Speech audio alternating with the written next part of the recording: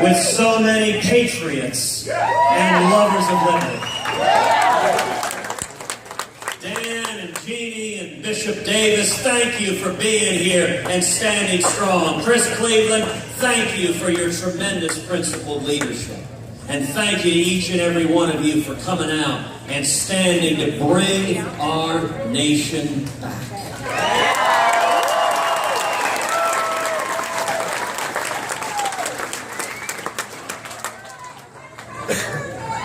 You know, you can tell a lot about a word by examining its history, examining its origins. If you look at the roots of the word politics, it has two parts. Poly, meaning many, and ticks, meaning blood-sucking parasites.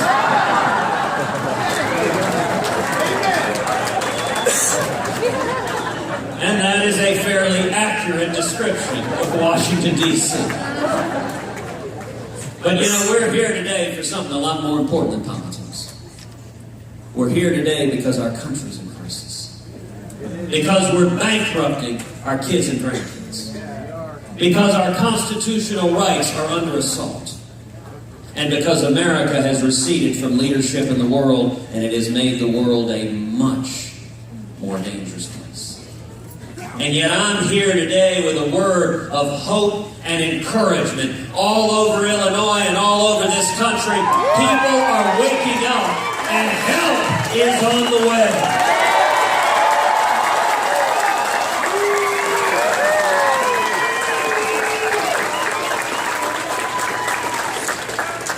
This next election is going to focus on three key issues: jobs, freedom, and security.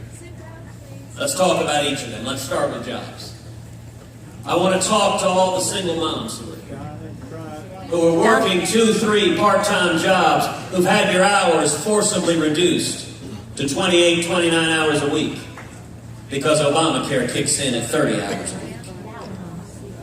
I want to talk to all the truck drivers, the steel workers, the plumbers, the electricians, the union members, all the men and women with calluses on your hands, who've seen your wages stagnating year after year after year. Cost of living keeps going up, but somehow your paycheck doesn't seem to keep pace. I want to talk to all the young people coming out of school. You got student loans up to your eyeballs, and you're scared, am I going to get a job? What does the future hold for me? Will I be able to provide for my family? And you know, the media tries to tell all of us, this is as good as it gets. This is the new normal. Well, let me tell you, that is an utter and complete lie.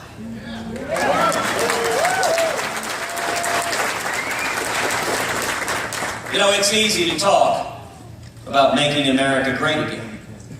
You can even print that on a baseball cap. But the real question is, do you understand the principles and values that made America great in the first place? Yeah.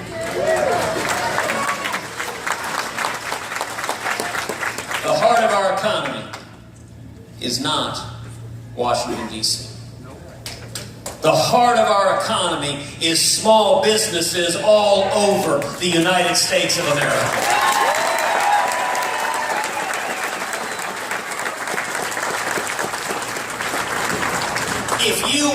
kill the economy. Just do what we've done the last 7 years. Hammer the living daylights out of small businesses. And elect Hillary. On the other hand, if you want to see the economy take off, take the boot of the federal government off the back of the necks of small business.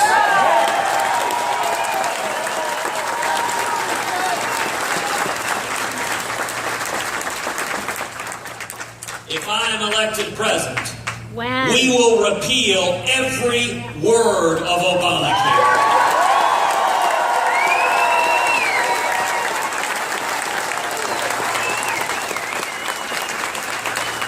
We'll pass common sense health care reform that makes health insurance personal and portable and affordable and keeps government from getting in between us and our doctors.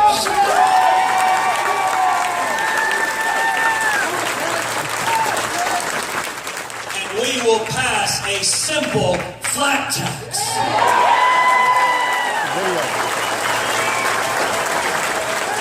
Where every American can fill out our taxes on a postcard. And when we do that, we should abolish the IRS.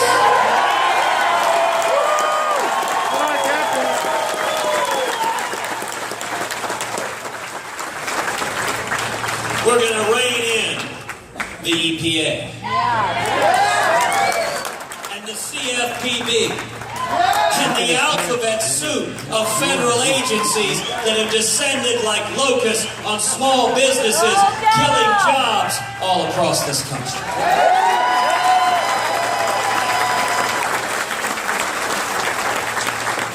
And we're going to secure the borders and stop amnesty and end sanctuary cities and end welfare benefits for those here illegally.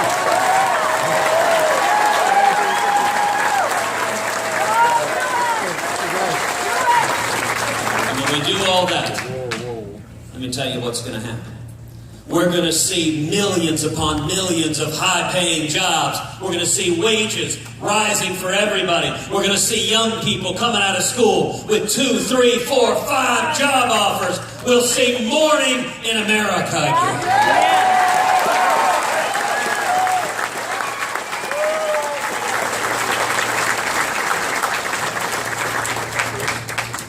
The second critical issue this election's about is freedom. You know, just a few weeks ago, the passing of Justice Scalia underscored the stakes of this election. It's not just one branch of government, but two that hangs in the balance. We are one left-wing justice away from a radical 5-justice majority, the likes of which this country's never seen.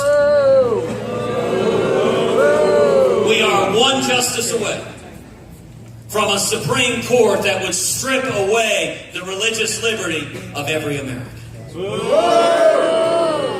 We are one justice away from a Supreme Court who would effectively erase the Second Amendment from the Bill of Rights. And we are one justice away from a Supreme Court that would make us subject to the World Court and the United Nations and international law and give away U.S. sovereignty. Now, you know, at the last debate, actually two debates ago, Hugh Hewitt asked a question. He asked us about religious liberty and the Supreme Court. And Donald Trump turned to me. He said, "Ted, I've known a lot more politicians than you have." Well, and he's right. He's been supporting liberal Democratic politicians for 40 years. I have no experience doing that.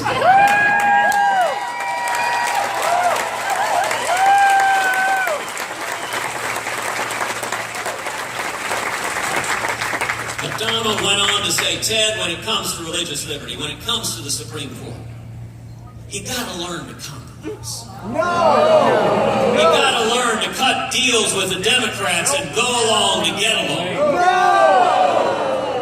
Well, let me be very, very clear to the men and women of Illinois. I will not compromise away your religious liberty.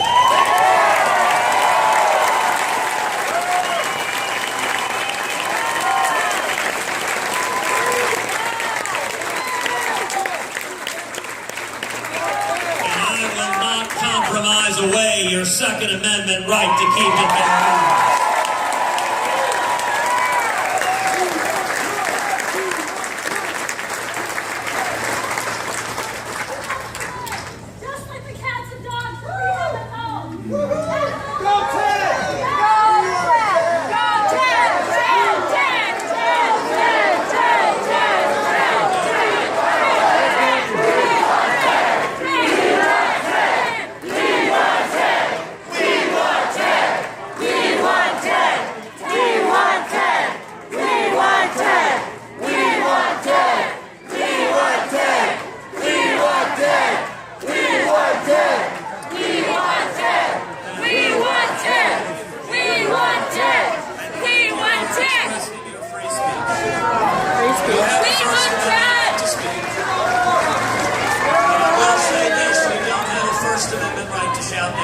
Take her out of here. That's wonderful. I think animals are wonderful. I also happen to care about human beings.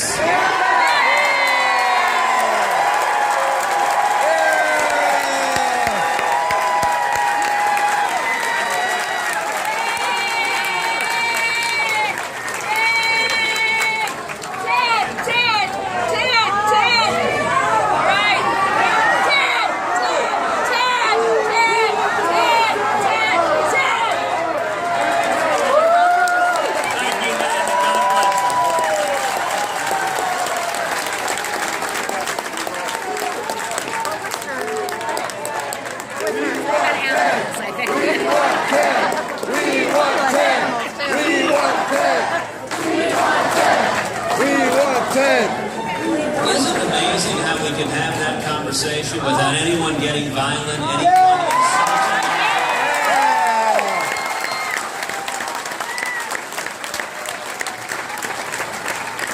She was standing up for animal rights. I've got two little girls, Caroline and Catherine. If I told her she was there for puppy dogs, Caroline and Catherine would probably stand and start protesting with her.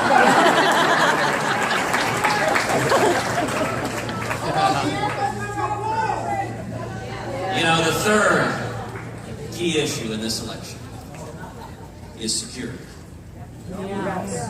For 7 years, we've seen a president who abandons and alienates our friends and allies. That's right. And who shows weakness and appeasement That's right. to our enemies. You know, again, at 2 debates ago, Donald Trump told us if he were president, he would be neutral between Israel and the Palestinians. Well, let me be very clear. As president, I will not be neutral.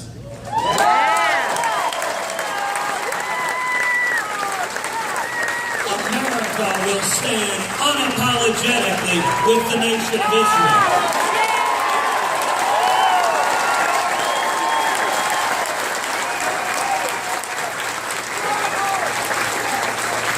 You know, anyone that doesn't understand the difference between our friends and our allies, and our friends and our enemies, anyone who doesn't understand the difference between the nation of Israel and Islamic terrorists who want to murder us, that suggests a real question about fitness and judgment to be commander-in-chief. Cow Chuck, go to here.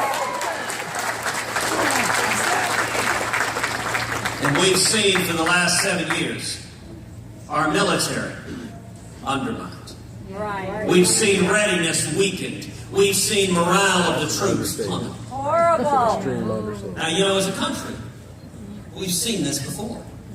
We've seen another left-wing Democratic president, Jimmy Carter, who undermined and weakened the military. And in January 1981, Ronald Reagan came into office.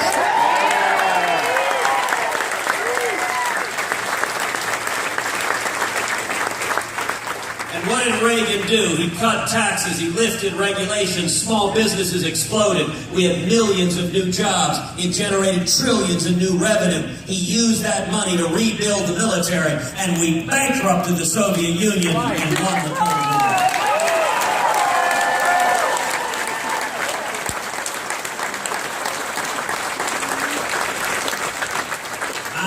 plan to do the exact same thing with radical Islamic terrorism.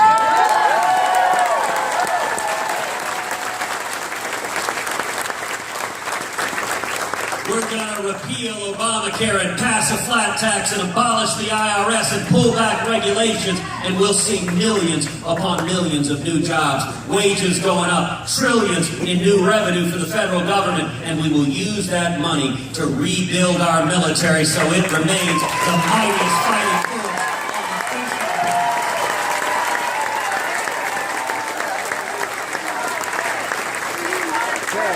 We want change. We want change.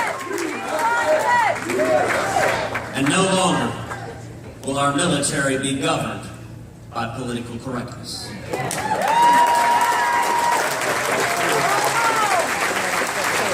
We will have a commander-in-chief who stands up and says to the world, we will defeat radical Islamic terror.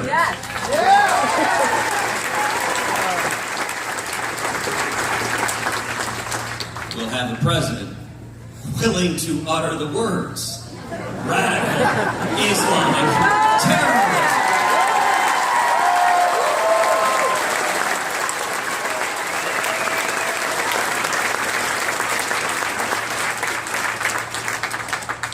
And you know, one of the most shameful things we've seen over the last 7 years has been a president who sends our fighting men and women into combat with rules of engagement so strict that they tie their arms behind their back, that they cannot fight, they cannot win, and they cannot defeat the enemy. That is wrong. It is immoral. And mark my words, in January 2017, it will end.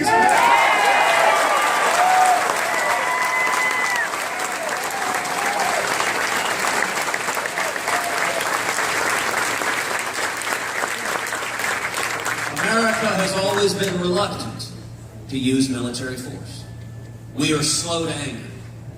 But if and when military force is needed, we should use overwhelming force, kill the enemy, and then get the heck out.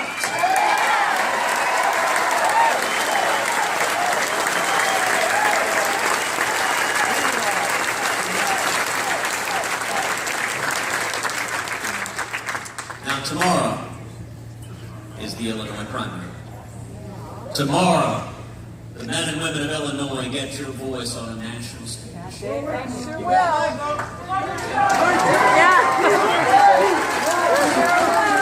You know, when this race started a year ago, there were 17 Republican candidates. It was a talented, young, diverse, dynamic array of candidates. Quite a contrast with the Democrats. And in the course of the primary, we've seen the field narrow and narrow and narrow. And there are right now today only two candidates who have any plausible path towards winning the Republican nomination.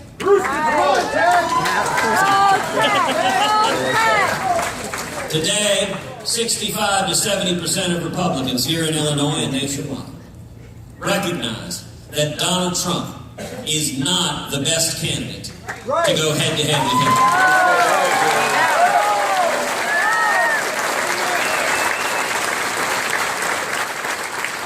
That if we nominate Donald Trump, Hillary wins. Why do you think the media so desperately wants Republicans to nominate Donald Trump?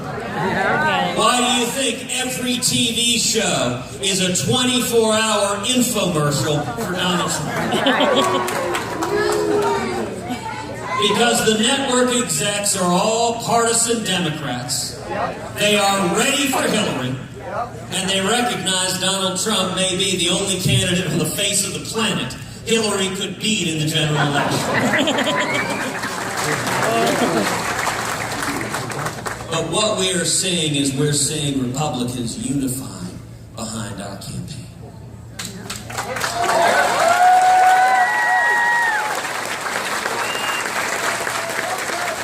You know, the people of Illinois know firsthand the disaster that is Democratic big government liberal policies.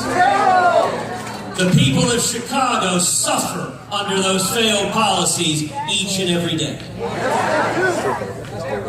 And you know, it is a fairly remarkable thing that while y'all have been suffering under big government, liberal, democratic policies, you know who's been funding them? Donald Trump. Donald Trump. Rod Blagojevich. Donald Trump gave Rod Blagojevich $7,000. I don't actually know if he baked it in a cake and shipped it to the prison. The Cook County Democratic Party. Now there is a bastion of integrity. The Cook County Democratic Party, Donald Trump gave $12,500. And how about Rahm Emanuel? Donald Trump gave Rahm Emanuel $50,000. So when you're seeing the consequences of failed democratic policies, remember who the money bags is that is funding these politicians that's taken away your liberties. Let me ask, has anyone here ever woken up at night with the sudden and irrepressible desire to give $7,000 to Blaga?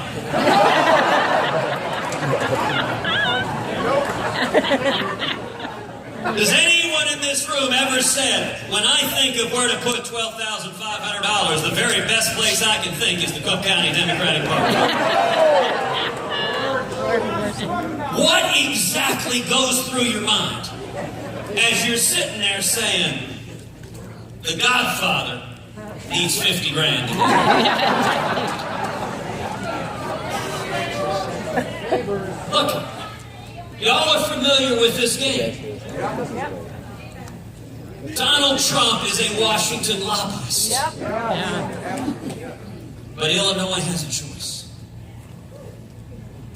And let me take a minute to speak. Maybe you started this campaign supporting somebody else.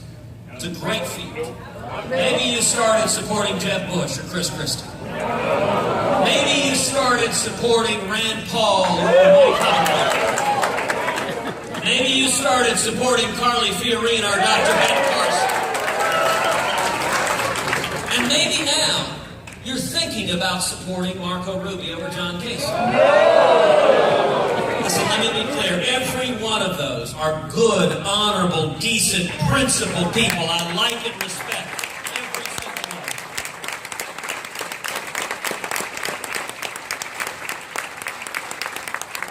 But what is abundantly clear is none of them have any path whatsoever to beating Donald Trump and becoming the Republican nominee.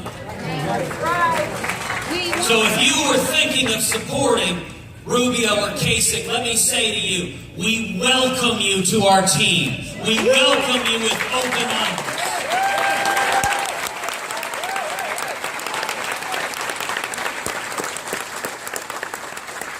Because if you don't think Donald Trump should be the Republican nominee, if you don't want to hand the general election to Hillary Clinton on a silver platter, then there is only one campaign that has beaten Donald Trump over and over and over again, and that can and will beat Donald Trump.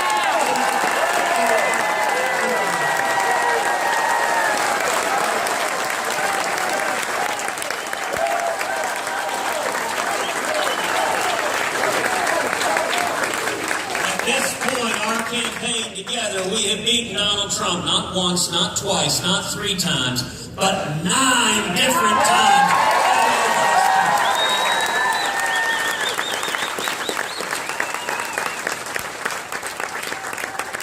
And Illinois is a battleground. We are neck and neck with Donald Trump here in Illinois. Every one of you here has a national platform. And so I want to ask everyone here to come out and vote for me tomorrow 10 times.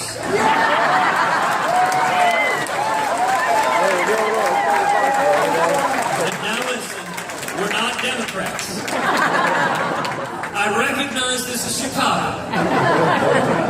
But I'm not not suggesting voter fraud. But if everyone here goes and gets 9 other people to come out and vote tomorrow, you will have voted 10 times.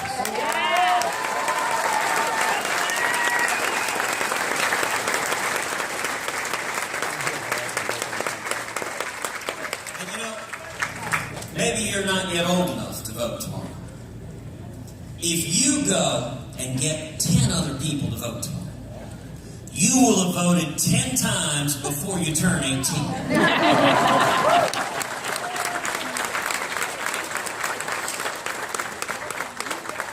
That's how we win. That is the power of the people. That is the power of the men and women gathered here. The men and women gathered here, if everyone here goes and gets 9 other people, that's 15,000 votes. That's enough to control the outcome. That's right. In the Illinois election.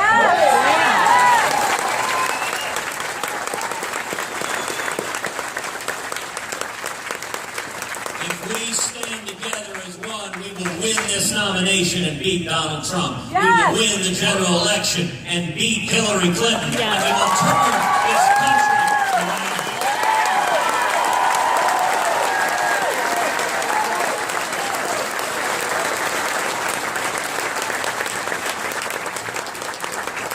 It took Jimmy Carter to give us Ronald Reagan. And I am convinced the most long-lasting legacy of Barack Obama is going to be a new generation of leaders in the Republican Party who stand and fight for liberty, who stand and fight for the Constitution, and who stand and fight for the Judeo-Christian